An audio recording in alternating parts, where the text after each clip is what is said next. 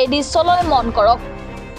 এই দৃশ্য হৈছে জনস্বাস্থ্য কাৰিকৰী বিভাগৰ জল জীৱন মিছন প্ৰকল্পৰ হাইলাকান্দিৰ দক্ষিণ সোণাপুৰ গাঁৱৰ যোৱা কেইবা বছৰৰ আগতে লাখ লাখ টকা ব্যয় সাপেক্ষে এই গাঁৱত হাইলাকান্দি জনস্বাস্থ্য কাৰিকৰী বিভাগে এটা পানী যোগান প্ৰকল্প নিৰ্মাণ কৰিছিল। কিন্তু এই পানী যোগান প্ৰকল্প নিৰ্মাণৰ কেইদিনমান পানী যোগান ধৰিয়েই বিকল হোৱাৰ পিছতে বন্ধ হৈ পৰিছিল বিশুদ্ধ খোৱা পানীৰ বিতৰণ, যাৰ বাবে এইখন গাঁৱৰ ৰাইজে পুখুৰীৰ পৰা পানী নি জীৱন যাপন কৰি আহিছে। কেইবাবাৰো জিলা প্ৰশাসন আৰু হাইলাকান্দি জিলা জনস্বাস্থ্য কাৰিকৰী বিভাগক এই দক্ষিণ সোণাপুৰ আৰু পানী যোগান আঁচনিটো পুনৰ মেৰামতি কৰি বিশুদ্ধ খোৱা পানী যোগান ধৰাৰ বাবে দাবী জনাইছিল স্থানীয় ৰাইজে। স্থানীয় ৰাইজৰ অভিযোগক কোনো গুৰুত্ব নিদিয়াৰ বাবে আজি ৰাইজে উপায়ন্তৰ হৈ বিভাগটোৰ বিৰুদ্ধে প্ৰতিবাদ সাব্যস্ত কৰে। চৰকাৰলৈ আহ্বান, অতি সোনকালে এই পানী যোগান আঁচনি আৰম্ভ কৰি বিশুদ্ধ খোৱা পানীৰ ব্যৱস্থা কৰাৰ দাবী জনাইছে রাইজে। আমরা তো এই 2 বছর থেকে আমরা এই পিএইচি নিয়ে ভুগছি। আমরা তো 2 বছর হয়ে গেছে, আমরা তো পানীয় জল পাই নাই। আমরা এখানে গড়ে 700 ফ্যামিলি হবে।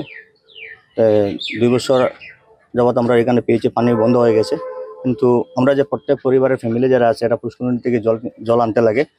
এত মানে বিশুদ্ধ পানি, আপনারা দেখলে দেখবেন যে কীরকম পানি আমরা তো যখন পানি আমরা পাই নাই তখন আমরা অনেক জায়গায় গিয়েছি, অনেক অ্যাপ্লিকেশনও করেছি, সিওর কাছেও অ্যাপ্লিকেশন করেছি।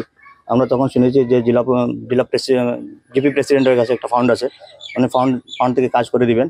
তখন আমরা ওনার কাছেও গিয়েছি, উনি বলেছেন যে ঠিক আছে আমি আপনাদেরকে কাজ করে দিব, আপনারা একটা এস্টিমেট নিয়ে আন। তখন আমরা যাই হোক একটা এস্টিমেট বানিয়েছি, 43,000 সামথিং হবে।